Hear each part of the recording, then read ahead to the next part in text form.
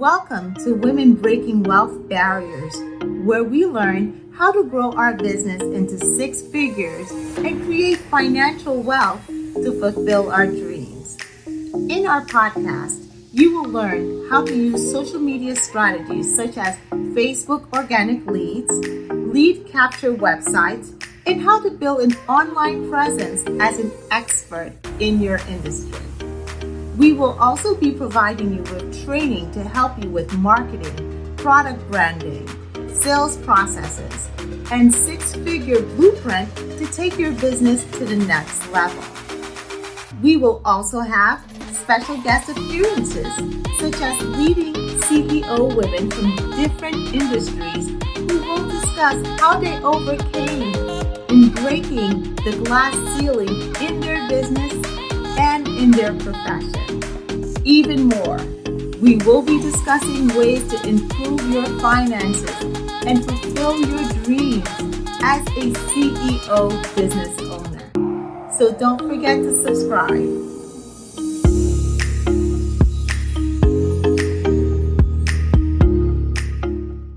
Welcome to Women Breaking Wealth Barriers. Today we are going to be talking about women breaking wealth barriers through home ownership. So today we have Janice Rivera.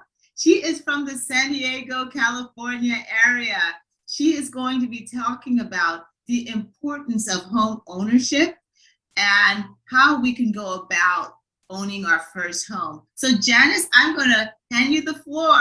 Welcome to our podcast today. Well, thank you. Thank you so much for having me. I feel very honored to be speaking on this area. So thank you again. It's my pleasure having you here. Thank you. Thank you.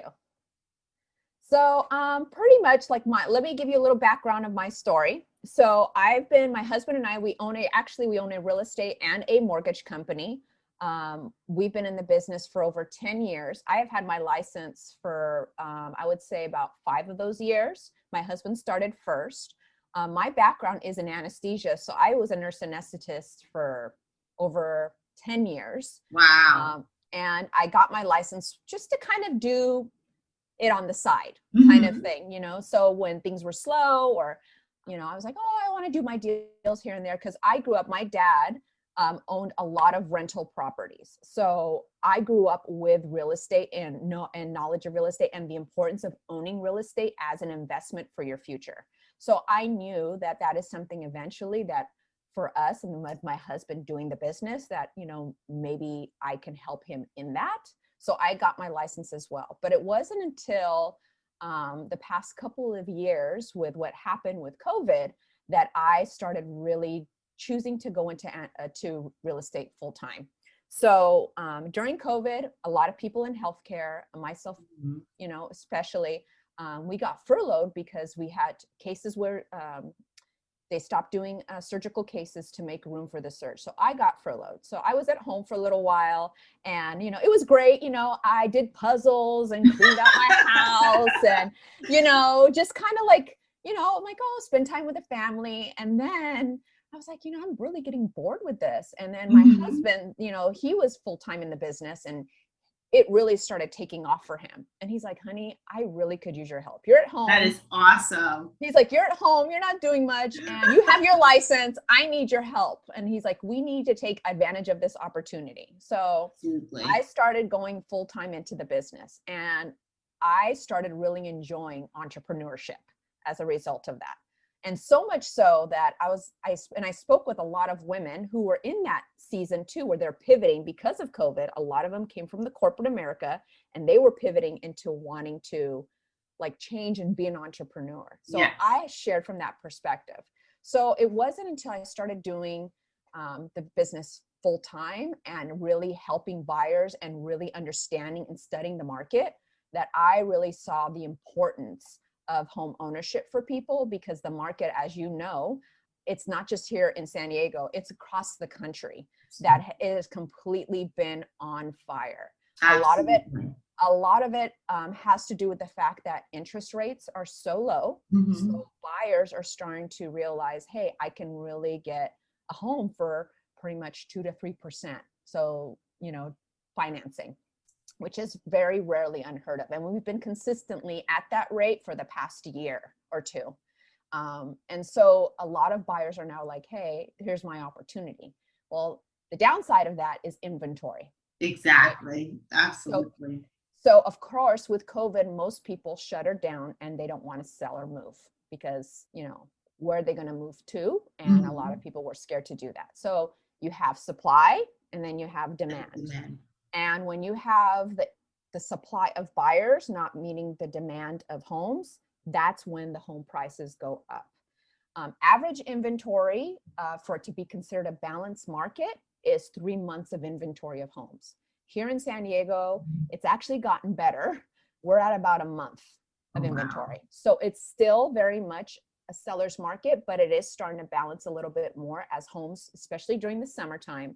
A lot of people, that's when they think about moving. Kids are out of school, jobs, they start thinking about, okay, now I can make a move now that my kids are out of school and for the summer. And if we were to relocate, it wouldn't be that much of a change. So that's when a lot of people do move, is during the summertime. So that's when you start seeing the inventory of sellers wanting to sell.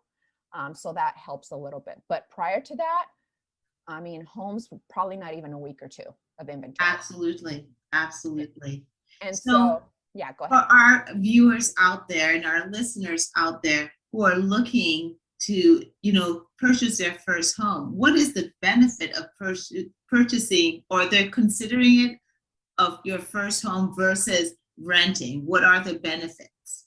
Well, that's the thing. That is another thing. So most people think, well, if I can't buy a home, I'll just rent. Well, this is the thing. As home prices are going up, so are rent. So is rent. Rent is also going up, especially more so now because of COVID. And I don't know how it is where you were, but here we had a moratorium of evictions. So a lot of people who were renting, they were not paying rent because the governor said, hey, you don't, because of COVID, they can't be. And so a lot of renters are now we're taking advantage of that and not paying rent. So now the moratorium is starting to lift. And here in San Diego, it's supposed to end the end of September. So now, of course, these sellers or investors have lived a long time without rent for some of their clients. Their properties. So now that the moratorium is lifting, rents are starting to go up as well, because also, again, it's supply and demand. So if there's no homes being sold, that means those homes are actually not being renting because people aren't leaving those properties. Absolutely. And, right now, I really feel it's a seller's market. So if you have a property and you want to sell it, it's the best time to sell your property. But I also feel like this bubble is going to burst at some point. And then as women, especially if you have money set aside and you've never owned a home, this is a good time to save up and prepare to own a future home when things do change in the market, because we understand that real estate market could go to that peak and it has to go back down to that point where it becomes normalized. And so this is why I'm so glad you are here with us, Janice, because you can really talk to these women who are listening today and who may have money and are looking up ways to invest their money.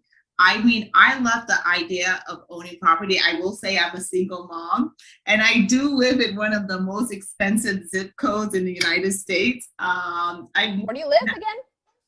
I live in Rockville, Maryland. Oh, yeah. Wow. I live near Bethesda, Chevy Chase, that area, highly expensive. And I do rent right now, but my goal is actually to own my retirement home in Florida. So I'm looking out. Yeah. And actually, my husband and I were actually traveling out next week to Florida, and we're considering looking for some investment properties out there. So absolutely. So getting back to what you mentioned about the bubble. So I want to talk about that. Now, obviously, we had a huge bubble housing crisis in 2008. We are nowhere near that. A lot of it has to do with regulations with the loans. The reason why we had a housing crisis than the bubble that we experienced is because there was not regulation of loans. So there was a lot of, not very good loan programs that were not the best for buyers. Number two is they had such an influx of homes being built And then when the market shifted, all those homes sat on the market. So again, Absolutely. supply and demand, and that's what also caused the crash. Absolutely. We are nowhere near that. So even though the market should level out, we are not going to hit that bubble of like where it's going to be like, okay, people who spent $400,000 for a home, now their home is worth $200,000. Year over year, at least here in San Diego, so I don't know in your area, year over year, the average appreciation is 13%. This last year, it was 19%. So obviously we have an abnormally high appreciation rate. So we will eventually go back down, hopefully to the 13%, but it won't be like the housing crisis where it was completely in the negative and we had homes in foreclosure, short sales. We don't think that's going to happen, but we do think it will balance itself out. Another thing is rates. They are going to go up. So, so I think people need to realize that, you know, as each home sells, that raises the appraisal value. So the home that you bought 2 months ago, this month in 2 months is going to be worth a lot significantly more. So you got to think about if you wait too long, if you have the money and you have the credit to buy a home, buy the home now. Okay. Absolutely. Get into something. Even it doesn't have to be your perfect home. It can just be most average persons move at least 2 to 3 times in their lifetime. So the home you buy now, it may not be a forever home, but it could be a stepping stone into either you build some equity and then you sell it, or you keep it and have it as an investment income and then buy another home. So people think that their first home has to be perfect, the right price, the right location, you know, the right, oh, I want the right bedrooms, this or that. I mean, it's great to want those things, but at the same time, you got to think about, we have to be realistic that, hey, if you want the perfect home, you're going to have to pay a higher price for that home, because what you want, everyone else does. Absolutely. So what we try to do with our buyers is just try to give them the balanced expectation. We give them strategies on how to win offers right now. And I'm actually going to be doing a video on that. It's going to come out next week about how to win an offer. So, you know, share that. I can send that to you and you can share absolutely. That would be great. I'd love to share that with my audience. Yes. Yes. Absolutely. So I'm going to be shooting a video on that and then sharing that. So it's pretty much just balancing your expectations with what the market is doing. Now, yes, it's a seller's market, but it's the market that determines the price of the home. It's not the seller and it's not the buyer. Absolutely. So if a home is not, you know, even it's starting to shift where sellers think they can just ask for ridiculous amounts of money for a home. I've seen that as well. Yes. That, you know, ridiculous amounts of money, no contingencies, quick closings, and hey, I'm not going to pay for anything if it's a mess. Those are going away. That's starting to change. Buyers are starting to get savvy. They're starting to homes are starting to come on the market. There are more options. And the thing is too, sellers need to understand that if you are selling a home that is a complete tear down, you cannot and has tons of issues, you cannot expect top dollar for that home. Exactly. That's where having a really strong agent on your side is super important, because if you don't have a strong real estate agent who's experienced, who knows the market, you will get beaten out. And what we're seeing right now is a lot of buyers experiencing buyer fatigue. So, and what buyer fatigue is that you go out, you think, okay, I only want to spend $600,000 for this house. I don't want to offer any more than that. And if you don't have a strong agent to say, hey, this is not the market right now, like the house that you want for 600,000 is actually worth 700. And then they get beaten out. They fall in love with a home and then they get beaten out over and over and over, because there are a lot of people who have the cash extra to put down. And so then they get frustrated and then they say, well, maybe I'll just give up and I'll just wait, or I'll just rent. But then you're going to end up paying more money for that house anyway if you wait.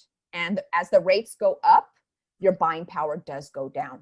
Absolutely. Too.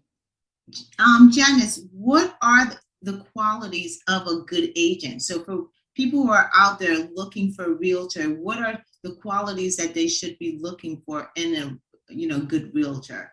That's an excellent question. What I tell people is, there's tons of real estate agents out there. Almost everybody, you can throw a rock and you probably can hit 5 of them. So it's really, unfortunately, agents kind of get the rap as used car salesmen, to be Yes. quite honest. So I tell people, don't pick an agent just because they're your friend. Pick an agent who has the experience, number one, who has the knowledge, number two, and who has the drive and the commitment to help you go from A to B to C to D. So you want an agent who's going to tell you not what you want to hear, but what you need to hear, and is going to be willing to fight for you. Most people don't feel comfortable with that. They don't feel, and most agents don't feel comfortable in sharing that with clients. Like, I deal with that with some buyers. They're like, I only want to spend $500,000 and I want a detached house. Well, that's non-existent here in San Diego. Unless you live all the way out in the boonies. There are homes and but guess what? If a home is coming out for $500,000, an investor's picking that up with cash. Absolutely. So, but agents sometimes have a hard time saying that to clients because they don't want to, they're scared, right? If you're so dependent on one client, you will go around the whole county trying to find them the needle in the haystack. And the needle in the haystack is right now, it's not the market for that. Exactly. So you want an agent who's going to be honest and truthful and tell you what you need to hear. And usually friends won't do that because they don't want to hurt your feelings. So I tell people, please pick somebody who's strong, who's experienced, and has a lot of the resources to help you. Awesome. Now, I do know that there may be some women or maybe single mothers like me or women who also in their lives, they probably don't have the perfect credit. Or what can you suggest to them actually as far as mortgage? What tips can you suggest as selecting the right mortgage? Because in 2008, the problem with 2008 were mortgages were being offered to people and who could not afford the mortgage. Yeah. They got it at a low interest rate, low payment. And then suddenly when the interest rate skyrocketed a few months or a year later, they could not even afford their home. So they literally had to foreclose. So how do you select the right mortgage for you? Very good question. So one of the advantages I have is I do have a husband who works in the mortgage industry. And yes, there were very poor programs that were out there, stated income programs, low introductory fixed rates that after 5 years jumped. Gone are a lot of those. Now, some programs are coming back, but the government, it's very highly regulated now. So, every state is different. Exactly. Every state is different, but we are highly, highly regulated. So what I do suggest is if you don't have, sometimes most people go off of Credit Karma or what's the other credit sites, and they're like, oh, my credit's 600, I can't afford a home. Well, sometimes those are not 100% accurate. So going to an actual mortgage lender and saying, hey, can you run my credit? I really want to buy a home. And a good mortgage lender will give you tools and strategies on like, hey, I ran your credit. You should pay off this. Maybe you need to save more of that. And my husband's really good about doing that with buyers, like kind of give them tools and strategies and say, hey, if you do this, come up with a plan. In 6 months, you'll be in the position to buy. Or, hey, you do this. If you do this sooner, maybe it can happen in 3 months. So like, those are the types of things that you should ask from a lender is like, hey, will you help with going through my credit and giving me tools and tips because I want to buy a home within the next year. And a good lender should do that. So not all of them will, because some of them are just looking for the right now business. But I know my husband, he does that for all of our buyers. So. That is awesome. What is the name of your husband's mortgage business as well? RDT. My husband's Fredo Rivera. So we have two companies. So we have RDT Mortgage and RDT Realty Group. So I pretty much spearhead the real estate side. He's a broker, so he does both. He does have real estate and mortgage, but he's trying to focus on the mortgage side, and then I focus on the real estate side. So RDT Mortgage and then RDT Realty Group. And we are partnered with KW, Keller Williams here in La Jolla. Awesome. So we do have a lot of referrals. And so for people who are out of state, I have a huge affiliates across the country. So if you are looking for a good agent, please reach out to me. I can recommend you somebody in your area. Most likely there's a Keller Williams close by, and we do vet them. I always like interview them myself before I give them to clients. So I have that. That's also a possibility too. That's great. So ladies, if you're hearing Janice, she's telling us that wherever you are, whatever state that you're in, Keller Williams is a really great, reputable company. You know, she's able to actually refer you to a good realtor who could actually help you as well as selecting your, you know, your new home or your future home, your upgrade or whatever you want in as far as investing in your home ownership. So this is great information to know. Absolutely. So I just love all that you have to say. Are there any things, other tips that you can think of? Like, what are other tips that you think right now for women that they really need to know as far as investing in real estate? I know you'd mentioned to me, you know, that you're in the San Diego area. You were looking into, you know, investing in real estate in Florida. Are there some states that you feel that women are, you know, able to invest in, bet, you know, and get their first home better than others? Or any tip that could help our viewers and listeners today? Well, my biggest tip is, you know, think about where you want to live. Think about your quality of life. What's your lifestyle like?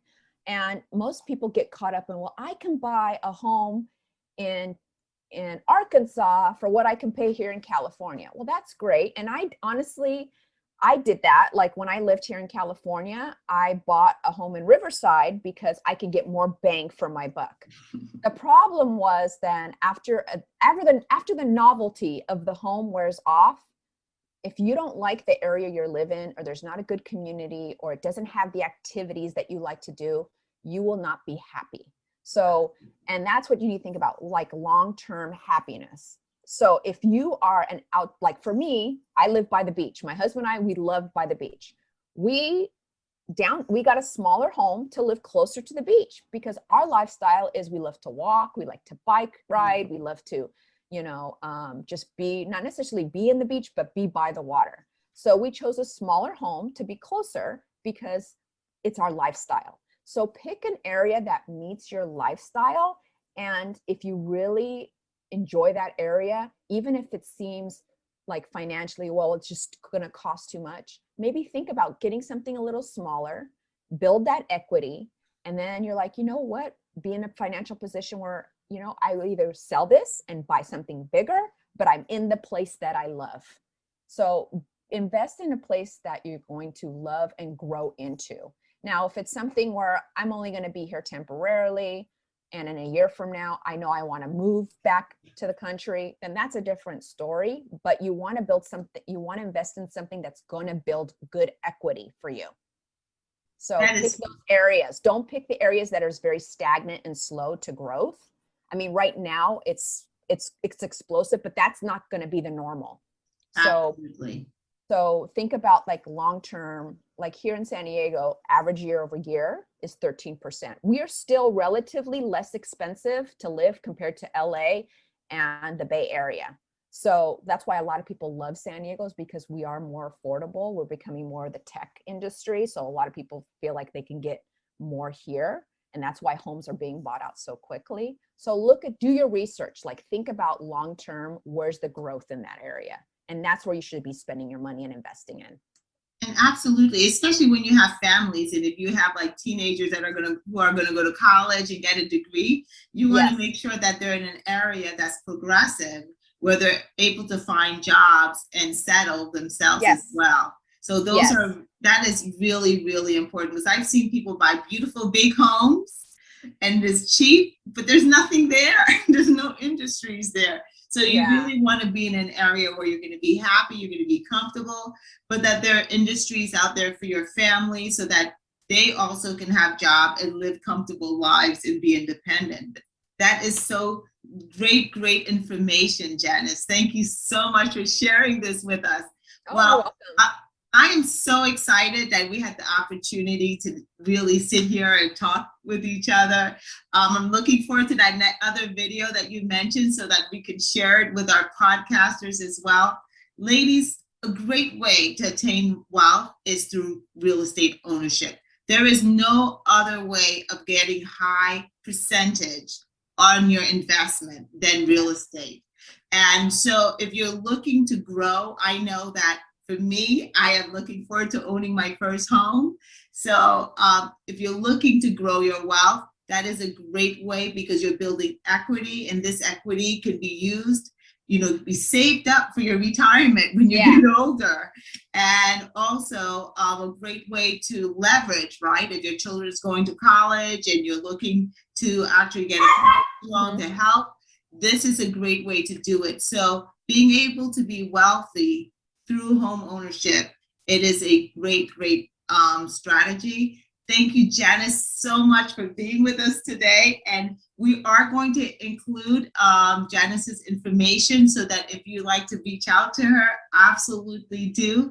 Janice, it really was a pleasure having you here. For those of you who are watching us on YouTube, don't forget to subscribe. Those of you who are listening to us through our podcast, don't forget to like and share this information, because you know what? It's one woman helping another woman to get to that next level in their wealth. We work together to break this wealth barrier. So thank you so much for listening to us and watching us today. And Janice, we're just so excited to have you. Thank you so much for being here and You're for welcome. giving us this wealth of information. Yeah, thank you. And people, I do have a YouTube channel, and I put a lot of real estate videos, so you can follow me on San Diego Beach Lifestyle. I have a website, SanDiegoBeachLifestyle.com. I'm on social media, so please feel free. I'm here to help. No pressure, no sales tactics. I do believe in people. I mean, think about it. Where can you invest in year over year that you can get a 13% return? No checking account, no stock market can guarantee that. So real estate is the biggest way to, if you were looking for a nest egg, real estate is the best to start with, for sure. Thank you so much. We're excited. Thank you, and have a wonderful day, everyone. Thank you. Have a great day. Bye-bye. If you would like to get more information on how to build your business using online strategies as well as social media, please go to our website. Also, don't forget to subscribe and also make some comments of what you would like to hear in our next show. Thank you. Bye-bye.